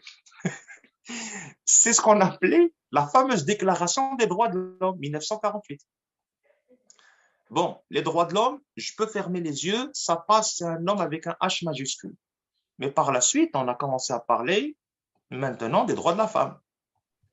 Quand on parle des droits de la femme, on a envie de leur poser la question, vous parlez de quelle femme? Là, la femme universellement. Ah non, le cadre référentiel d'une femme musulmane n'est pas le cadre référentiel d'une femme athée. N'est pas le cadre référentiel d'une femme chrétienne, n'est pas le cadre référentiel d'une femme bouddhiste. Vous parlez de quelle femme? Par rapport à la croyance. Deuxièmement, vous parlez par rapport à quelle femme? Vous parlez de la femme épouse? Vous parlez de la femme fille? Vous parlez de la femme mère? Vous parlez de la femme sœur? Vous parlez de la femme grand-mère? Vous parlez de quelle femme? Non, c'est une femme standard. Il n'y a pas de femme standard. Ce que vous êtes en train de dire, c'est que nous sommes en train de créer un nouveau modèle de femme. C'est une femme qui est centrée sur elle-même. Elle n'a aucun rapport avec l'homme, elle n'a aucun rapport avec les enfants, elle n'a aucun rapport avec les parents, elle n'a aucun parent avec les frères et sœurs, elle n'a aucun parent avec les liens de la famille étant deux. Donc, c'est une femme que nous cherchons à couper de tous les autres liens qui vont lui imposer une quelconque responsabilité. On va pousser cette femme, pourquoi est-ce que parce que la femme, c'est le centre, qu'on le veut ou non, c'est le centre. Le prophète, sallallahu alayhi wa sallam, sur son lit d'agonie, sallallahu alayhi wa sallam, sur son lit d'agonie, ce qu'il a, l'élément sur lequel il nous a le plus, si tu veux, c'est une forme de testament oral, il y a le terme qui m'échappe. Il nous a dit, as-salat, as-salat, c'est-à-dire faites attention à la prière. Attachez-vous à la prière. As-salat, as-salat. Wa ma malakat aymanukum. Et faites attention aux femmes. Dans le fameux serment, dans le seul voyage du grand pèlerinage, Hajjat al-Wada', le seul voyage de grand pèlerinage après le Hijra. Parce qu'il a fait des pèlerinages avant le Hijra, et après le Hijra, il a fait un seul grand pèlerinage. Il a fait Umrat al-Qada pendant la 7e année de l'Hégire, et il a fait Hajjat al-Wada', le grand pèlerinage de l'adieu. C'était Dhul Hijja, le mois de Dhul Hijja, en l'année 10 de l'Hégire, 2 mois avant son décès, sallallahu alayhi wa sallam. Et dans ce serment, c'est un serment qu'il a laissé comme étant une sorte de constitution générale avec les clauses sur lesquelles la Ummah, toute la nation, va aller et qu'elle va suivre jusqu'au jour du jugement dernier. Donc, tu vas mettre les grands axes. Dans ces grands axes, le prophète sallallahu alayhi wa sallam, il a dit « Istawsu bin nisa'i khayra » Prenez, faites attention aux femmes. Prenez en considération les femmes. Donc, on le veuille ou non, dans le foyer, la femme, c'est le centre. Donc, cette femme qui est au centre, après la notion des droits de la femme, on a commencé à convaincre, à chercher à convaincre, des fois à convaincre à travers les éléments de raison, des fois à persuader à travers les éléments d'émotion. On a essayé de convaincre cette femme et de la persuader que ses activités à l'intérieur de son foyer, le fait d'investir dans son mari, le fait d'investir dans ses enfants, le fait d'investir dans sa famille, on a commencé à la convaincre que c'était quelque chose qui était source de honte.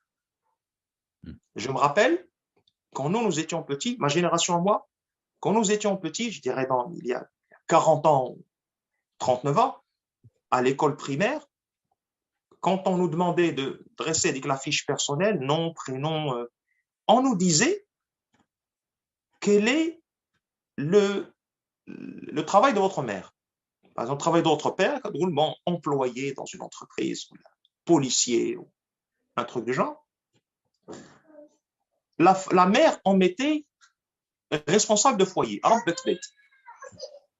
les enfants maintenant, tu sais ce qu'ils écrivent. On ne laisse plus écrire femme au foyer, sauf les profs qui sont relativement éveillés et ils passent ça.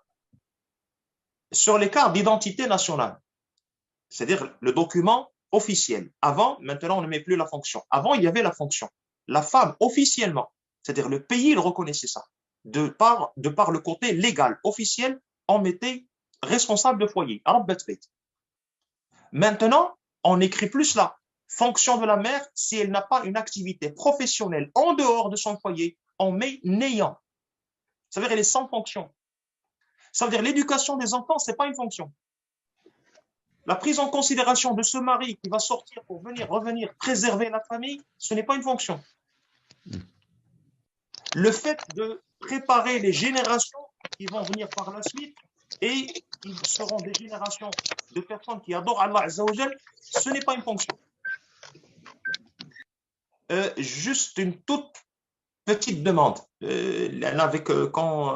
Faites attention, je sais les gens ne le font pas exprès, ça c'est sûr et certain, mais faites attention à quand il arrive des fois que accidentellement, soit le petit il le fait ou l'ahna on le fait accidentellement, et il se peut que l'on appuie sur le micro, on l'active, donc automatiquement il affiche l'image de votre profil, et il arrive des fois que les enfants, c'est les enfants, qu'Allah les préserve, et ils peuvent toucher sur le bouton de la caméra et on se retrouve de manière indirecte en train de regarder un foyer ou de voir un foyer ou l'intimité d'un foyer. Donc faites attention un petit peu à cela. Donc je disais, Allah Azza wa Jal, il nous a demandé de faire attention aux femmes. Le prophète sallallahu alayhi wa sallam nous a demandé de faire attention aux femmes. Donc faire attention à cette femme, c'est le fait il faudrait qu'elle sache qu'elle ait une activité professionnelle, qu'elle n'ait pas d'activité professionnelle en dehors de son foyer. Sa fonction primaire et sa fonction la plus honorable et sa première source de fierté, c'est le fait qu'elle soit responsable de foyer. C'est cela. Les gens, peut-être, ils vont se dire, là, ton discours, c'est un discours arriéré, tu veux nous faire revenir au je ne sais combien siècles, etc. Excusez-moi, c'est la seule marchandise que j'ai. Que les gens la prennent, que les gens ne la prennent pas. Quand je dis c'est la seule marchandise que j'ai, c'est pas ma marchandise à moi, je ne l'ai pas confectionnée. C'est la marchandise d'Allah Azza wa Jal. Ala inna sil'at Allahi ghaliya. La marchandise d'Allah subhanahu wa ta'ala, elle est chère. Ala inna sil'at Allahi al-jannah. La marchandise d'Allah, c'est le paradis. Donc, dans ce sens-là, il faudrait vraiment qu'on reprenne un petit peu les rênes de nos foyers en essayant de remettre chaque chose à sa place. Donc, rapidement, excusez-moi si je bifurque des fois et je reviens. Nous avons parlé de la zone vouloir, la zone refusée, la zone souhaitée, la zone tolérée. Après tout cela, je pose aussi ma question parce que tout cela, ce sont les exigences par rapport à l'autre. Après cela, il y a une cinquième case que je dois personnellement remplir. Qu'est-ce que je suis prêt à donner à l'autre? Ben oui, nous ne sommes pas là juste pour prendre. Ce qui distinguait les prophètes et les messagers des autres, par exemple des tyrans et des injustes, etc., c'est que les prophètes, leur priorité, c'était donner. Les tyrans et les injustes, leur priorité première, c'était de prendre et de recevoir. L'être humain, il est entre les deux. Nous ne sommes pas des prophètes et nous ne voulons surtout pas être des tyrans. Donc, il y a ce que nous exigeons de l'autre, et ça c'est notre droit, mais il y a aussi ce que nous sommes prêts à donner à l'autre. Les détails, comment par exemple, je ne veux pas dire comment on fait fonctionner un foyer, parce qu'il ne s'agit pas d'une machine sur laquelle il faudrait appuyer sur les boutons desquels il faudrait appuyer avec un code particulier pour que ça fonctionne. Chaque foyer il a sa particularité. Chaque individu il a des empreintes qui le différencient de tous les individus qui ont existé et qui existeront par la suite. Donc finalement, même cette combinaison entre ces deux individus spéciaux, l'homme et la femme, qui sont déjà spécifiques, qui sont déjà spéciaux, pardon, le couple aussi, c'est un couple spécial. Il n'y a pas de recette standard ni de recette magique pour cela. Il y a de l'effort à fournir, il y a de la compréhension à faire, il y a de la tendresse à donner, il y a de l'écoute qui diffère. L'écoute de l'homme, ce n'est pas l'écoute de la femme. Comment une femme est supposée écouter son mari, c'est différent de comment un homme est supposé écouter sa femme. Il y a des petits détails avec lesquels on peut faire, comment dirais-je, c'est des petits rebondissements dans la vie de couple pour que le couple reprenne un peu plus de tonalité. Il y a des éléments intimes desquels le couple devrait discuter. Il y a des choses qui vont mal, c'est scientifique, on n'y peut rien. Il y a des choses qui se passent mal sur le lit. Je parle de la chambre à coucher. Il y a des choses qui se passent mal sur le lit. Et on a soit honte de le dire, je ne parle pas de le dire aux autres, mais de le dire l'un à l'autre. Soit on a peur de le dire, soit on se sent quelque part touché, soit dans sa virilité par rapport à l'homme, soit dans sa féminité par rapport à la femme. On n'en discute pas, et c'est le réel problème dans le couple. Qu'est-ce qu'on fait? On va chercher le réel problème, on va le noyer dans de faux problèmes.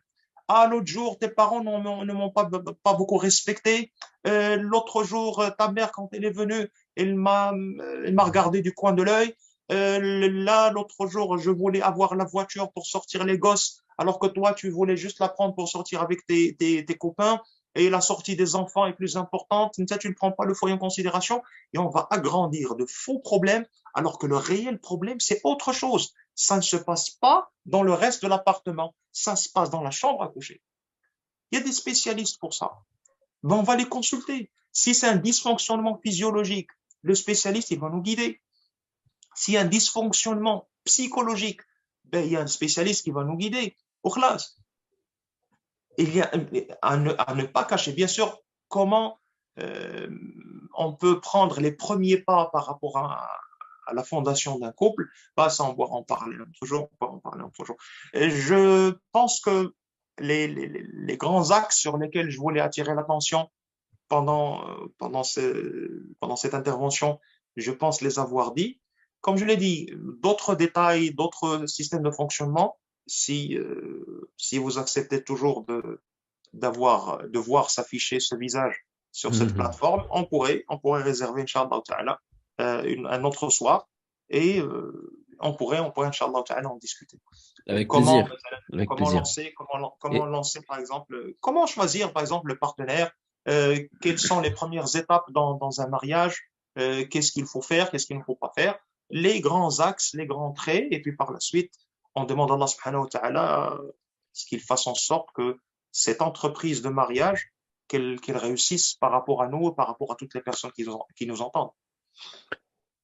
J'aurais juste une question en rapport justement avec ce qu'on vient d'expliquer. Juste si je reprends un petit peu le fil d'Ariane, ce qu'on a évoqué finalement, c'est que l'éveil des consciences donc mène à la prise de conscience, que la prise de conscience, donc que finalement ce qu'on a évoqué tout à l'heure, que l'être humain a cette notion de comparaison, que ça rentre dans l'inconscient. Donc quand ça devient conscient, on voit finalement qu'il y a des outils qu'il faut manipuler avec précaution, et ça nous mène vers un retour à la révélation. Le retour à la révélation nous mène ensuite à un regain de foi, parce qu'on va aller vers la révélation, vers la vie du prophète, étudier toutes ces choses-là, alayhi salatu wassalam.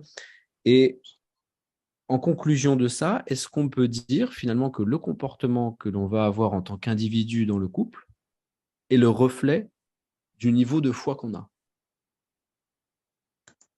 Jusqu'à une certaine limite, oui. Jusqu'à une certaine limite, oui. Pourquoi? Parce que quand on a, je dirais, assez de foi, la foi, c'est essentiellement cette lumière qui nous remplit le cœur, la réelle lumière qui remplit les cœurs, Vincent. C'est elle qui pousse à entreprendre les bonnes actions. Des fois, nous avons une sorte d'expression qui circule entre les gens. Et tu sais, avec le type, peut-être qu'il se comporte mal, mais le fond de lui, il est bon. Mais son fond, il est bon. Tu sais, si le fond, il est bon, je suis supposé, je ne suis pas Dieu. Si son fond est bon, c'est ce que Dieu va voir. Mais moi, je ne suis pas Dieu. Je ne connais pas l'invisible. Moi, ce que je connais, c'est ton comportement avec moi. Si ton fond était bon, je suis supposé le voir dans ton comportement. C'est bon. Donc, c'est ce qu'on voit. Tu as des personnes, par exemple, tu as des femmes qui refusent. Je ne parle pas des personnes qui disent qu'Allah nous guide pour qu'on mette le hijab. Je sais que quelque part, c'est une défaillance de ma part, c'est une erreur, mais qu'Allah fortifie mon iman, mon islam, ma foi, pour que je porte le hijab. Non, je te parle des personnes qui refusent de porter le hijab. C'est des musulmans. Il te dit, je refuse de porter le hijab. Le plus important, c'est que mon cœur soit rempli de lumière. Ma sœur, si ton cœur était rempli de lumière, on aurait vu ceci sur ton comportement. Je ne le dis pas en guise de stylo rouge qui est en train de corriger, qui va désigner qui ira au paradis ou qui ira en enfer. Ça, c'est les personnes intellectuellement constipées qui vont croire ça. C'est Allah Azza wa Jal qui désigne qui est-ce qui va partir en enfer, qui est-ce qui va partir au paradis. C'est pas moi. Moi, je me contente de te donner un conseil. Tu le prends, tu le laisses, ça te regarde. Tu sais, mon frère, même si je ne fais pas la prière et que je fume, mais tu me connais, Khoya Yassine. Ah, là, je suis ton pote. Mon fond, il est bon. Ah, ton fond, il est bon. Ça te regarde, c'est pour toi. Moi, ce que je vois tes actions. Je vois que tu ne fais pas ta prière et que tu fumes. Tu penses que je vais accepter de donner la main de ma fille? Bien sûr que non. Bien sûr que non. Je ne vais pas accepter de donner la main de ma fille à quelqu'un qui ne reconnaît pas Allah Azza wa Jal, qui ne reconnaît pas sa soumission première à Allah subhanahu wa ta'ala. La première manifestation de soumission à Allah Azza wa Jal, c'est de le montrer à travers la prière. Tu ne fais même pas ta prière. Toi, tu ne te soumets pas à Allah Azza wa Jal et tu penses que je vais te faire confiance pour te donner ma fille, que tu vas mal la chérir, etc. Bien sûr que non. Tu n'as pas chéri le deuxième pilier de l'islam. Et la première chose à laquelle tu devras rendre compte le jour du jugement dernier. Et je vais te faire confiance que tu vas prendre en considération ma fille. Non, mais ça ne va pas. Donc, dans les foyers, nous nous sommes quelque part écartés. Je vous le dis ici. Tous, je ne me mets pas de côté, je ne m'innocente pas, comme on dit en arabe. Nous nous sommes écartés de ce qu'il faut faire dans les foyers. Nous avons été pris, surtout dans les grandes villes, nous avons quelque part été pris par le train-train quotidien et nos foyers, comme l'a dit le prophète sallallahu alayhi wa sallam, il a dit l'exemple du foyer, de la maison, du foyer où Allah est invoqué et l'exemple de la maison où Allah Azza wa Jalla n'est pas invoqué, c'est comme l'exemple du mort et du vivant. Nos foyers ont besoin de souffle divin à l'intérieur. Quand je dis le souffle divin, c'est-à-dire nos foyers ont besoin que la prière y soit. Les hommes, quand ils sont à côté de mosquées, etc., la prière obligatoire, c'est à la mosquée. Mais il y a une part que l'on devrait faire à la maison. C'est la prière surérogatoire. Les prières volontaires et surérogatoires, comme ça les enfants, ils nous voient. Comme ça les enfants, ils nous voient le faire. Ils prennent l'exemple non seulement de ce que nous leur disons de faire, mais de ce qu'ils nous voient faire. Toute personne qui a lu un tout petit peu les premiers préceptes de communication au niveau du collège, ils savent que les gens, quand on parle avec eux, quand on leur parle, quand on leur demande de faire quelque chose, ils ne sont influencés par les mots que nous utilisons que entre 7 et 10%. Tout le reste, c'est l'influence du non-verbal, du paraverbal, ce qu'ils nous voient faire. Tu as beau dire à ton enfant, exactement. Tu as beau dire à ton enfant, ne mens pas. Le mensonge, c'est quelque chose d'illicite, c'est quelque chose de réprimé, etc. Mais quand tu lui dis, qui est-ce qui a sonné? Il te dit, Flan a sonné. Tu lui dis, chauffe, tu sors et tu lui dis, papa n'est pas là. J'ai pas envie de le voir. Tous les beaux serments que tu as beau lui avoir dit pendant 10 ans, ben, tu les as complètement éclatés avec ce comportement. Donc, nos foyers ont besoin de souffle divin à travers la prière qu'on y fait, à travers la lecture du Coran. Il faudrait que nos enfants nous voient lire le Coran. Peut-être que le fait de, je ne sais pas, peut-être que je lis par exemple le Coran dans une tablette ou là sur l'écran de mon téléphone. Non, mon frère, non, ma sœur. Sors le Coran en papier. Ton fils, quand il te voit, je donne un exemple. Il y a la femme, il y a l'épouse à la cuisine, ou là dans elle est en train de travailler sur son ordinateur, par exemple, dans l'autre chambre ou la haja, et l'on voit le petit. Et lui dit, s'il te plaît, va voir ton papa. Qu'est-ce qu'il fait? Parce que j'ai envie de lui parler, je ne veux pas le déranger. Le petit, quand il va revenir chez sa maman, qu'est-ce qu'il va lui dire? Il est en train de lire le Coran. Il va lui dire, il est au téléphone. Pour le petit, il ne sait pas. Est-ce que tu lis le Coran? Est-ce que tu es en train de bombarder Candy Crush? Est-ce que tu es en train de résoudre un problème Sudoku? Est-ce que tu es en train de parler sur WhatsApp avec ta maman au bled? Je ne sais pas ce que tu es en train de faire. Je te vois, tu es au téléphone. Donc, la différence entre mon frère qui est en train de jouer au téléphone et mon père qui est en train de lire le Coran, la différence n'existe pas. Par contre, quand je prends le Coran papier, ben, le petit, il va dire à sa maman, papa est en train de lire le Coran. Et ça va marquer le petit. Notre comportement fait partie de l'éducation. Exactement. Ça fait partie de l'éducation. Ça fait même partie, Vincent, ça fait même partie de la da'wa. Je suis dans une salle d'attente.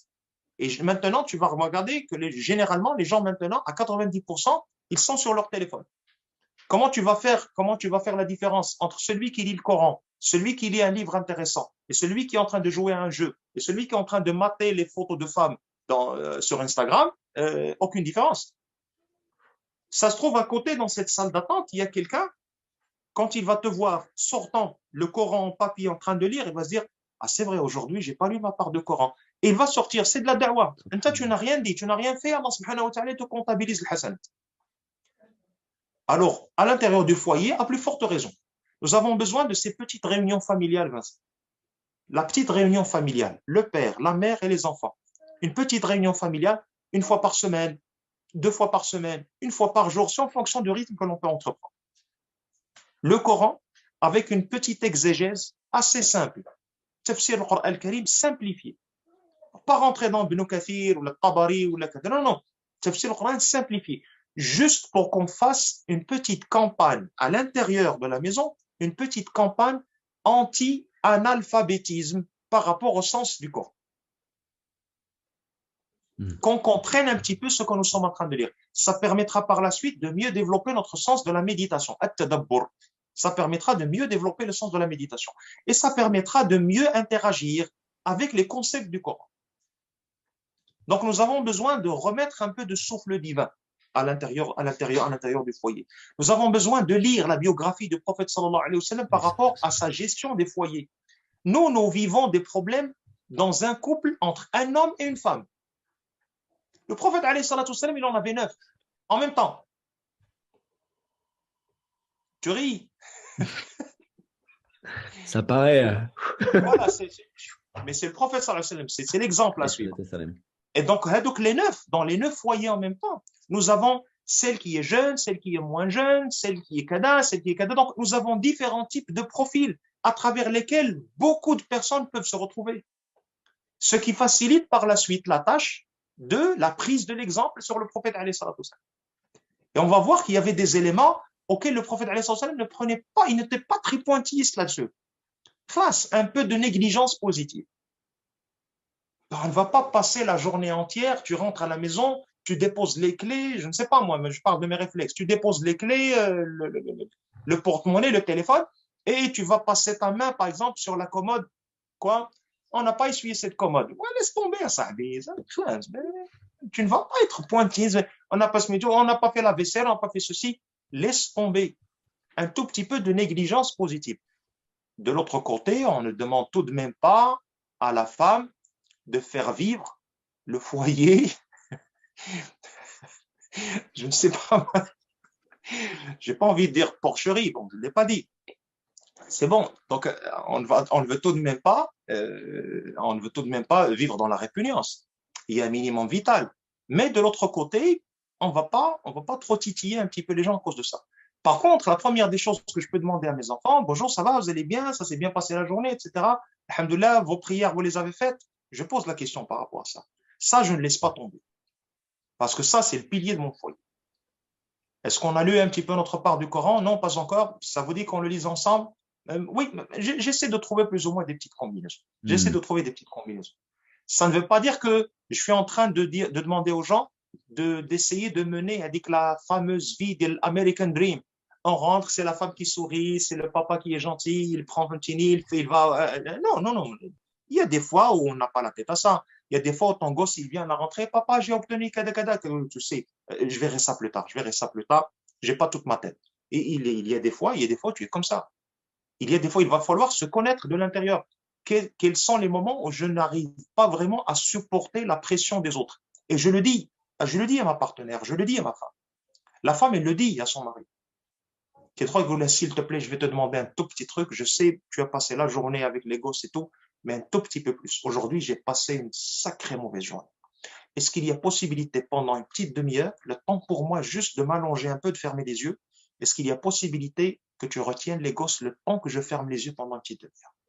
Et par la suite, je suis à vous. Juste le temps de recharger mes batteries. La femme intelligente, elle va automatiquement dire, oh, pas de problème. Et tu veux que je te prépare un truc? Elle ne va pas commencer à le passer à l'interrogatoire. C'est pas le bon moment. Il va recharger ses batteries, il viendra, ma sœur, il va recharger ses batteries, il viendra te parler tout seul.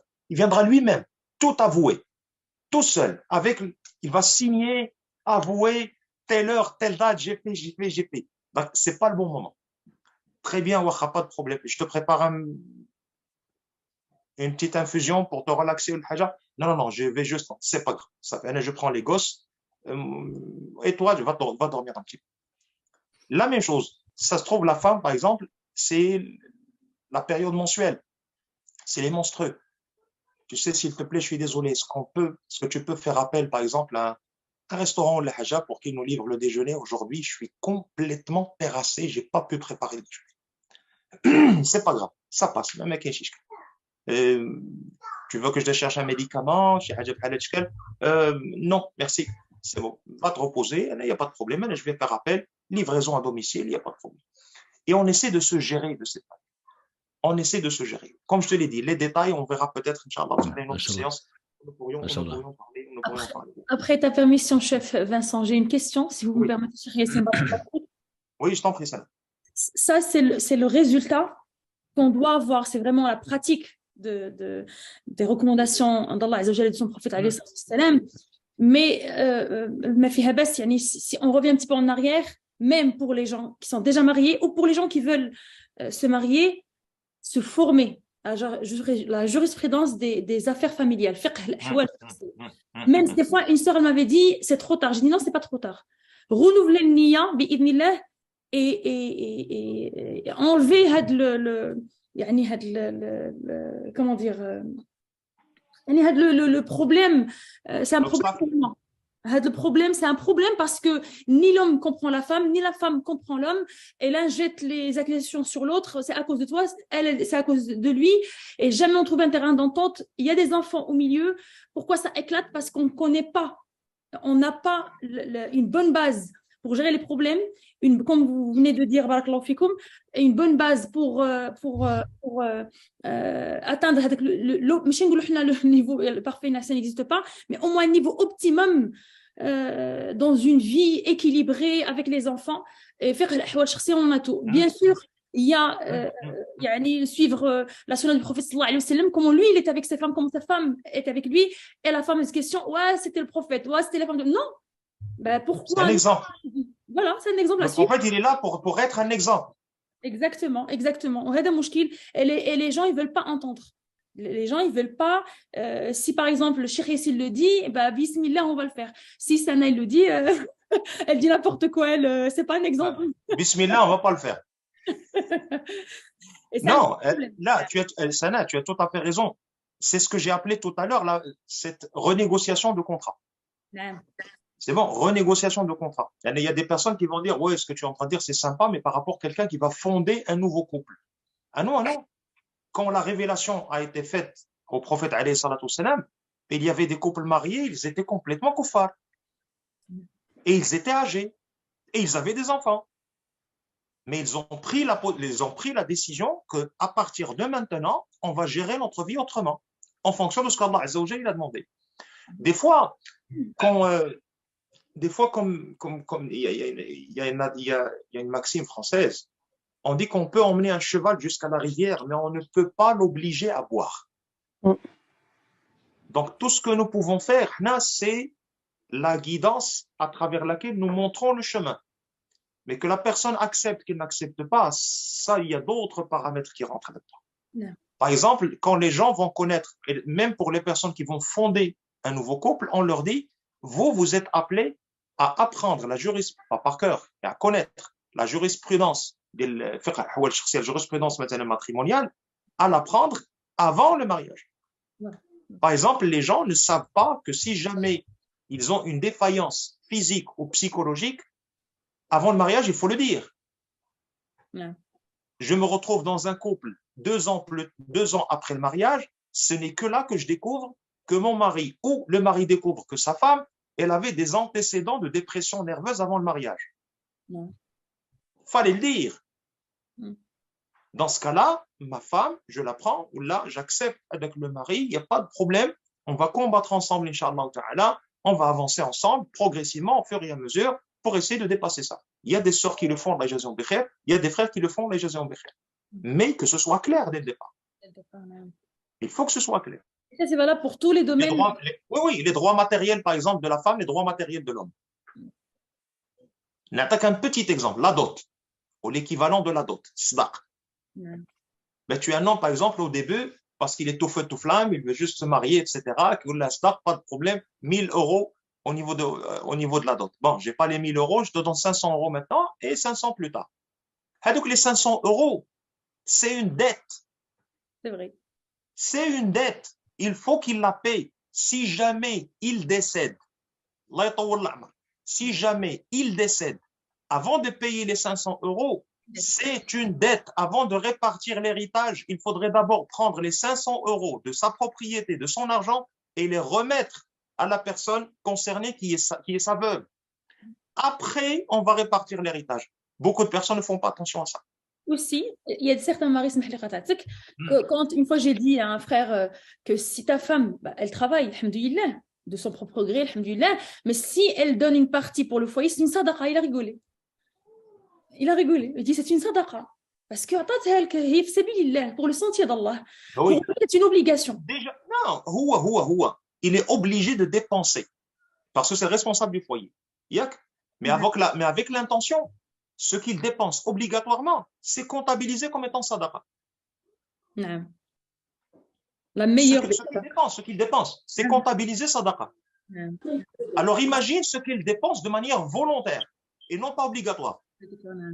Bah, il a rigolé, il m'a dit non, je ne suis pas concerné, c'est pas vrai. Je dis bah si, S'ils ne se sentent pas concernés, ils ne se sentent pas concernés. Qu'est-ce que tu veux? On ne va pas s'éclater la tête pour des non, personnes comme ça. non, non, mais moi, Va apprendre ta religion.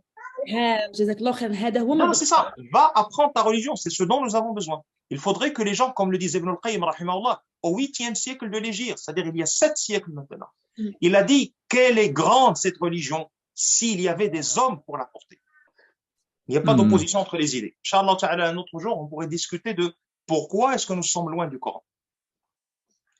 Une personne qui nous parle à partir du point où elle est arrivée, c'est pas comme la personne qui nous parle à partir du point où il a démarré. La majorité des personnes maintenant, ils sont encore le point de démarrage, au meilleur des cas. Donc nous avons beaucoup de débats, on a énormément d'intermédiaires entre nous et le Coran. Pour que l'on puisse arriver à la connexion, etc., ben, il va falloir que nous passions à travers les intermédiaires les nous ont. Si jamais, excuse-moi ma soeur, si jamais un développement personnel, une séance ou les deux ou la trois ou le soufchal, il y a le développement personnel qui sont relativement et correctement guidés par le cadre référentiel du Coran. Min huwa ilayh.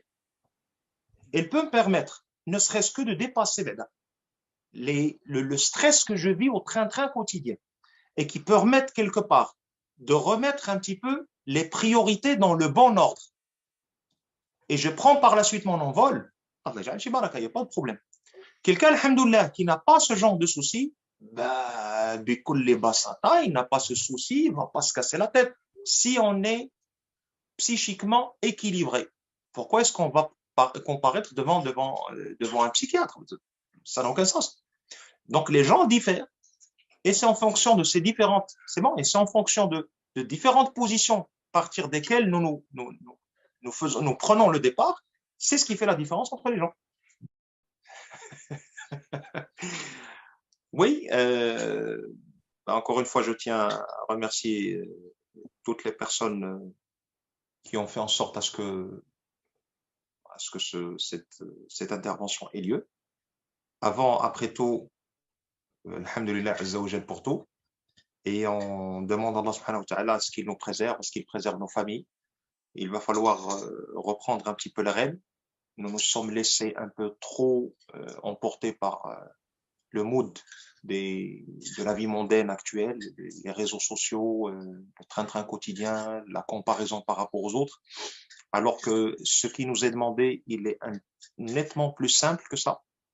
Et on peut vivre notre vie de manière nettement plus simple que ça et réussir à gérer nos foyers de manière nettement plus simple que ce que nous faisons.